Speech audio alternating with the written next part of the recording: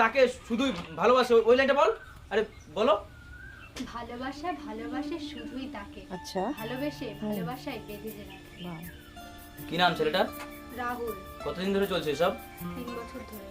কি তুই 3 বছর ধরে এসব করছিস আর বাড়িতে কাউকে জানানোর প্রয়োজন মনে করিসনি? কেন, বৌদি তো সব জানে। আচ্ছা, তার মানে তুমি সবকিছু জানতে অথচ তুমি আমরা জানানোর প্রয়োজন মনে করোনি।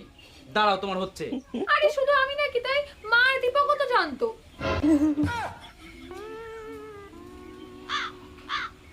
বাহ বাহ বাহ বাহ বাহ, খুব ভালো। তার মানে বাড়ি শুদ্ধ সবাই এই ব্যাপারটা জানে, শুধু আমি জানি না, তাই তো? তা এখন আমরা বলছিস কেন? একবারে বিয়ে করে বাড়ি আসতে পারতি।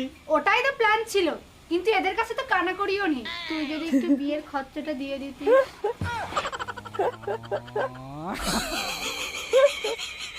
বোঝো ঠেলা।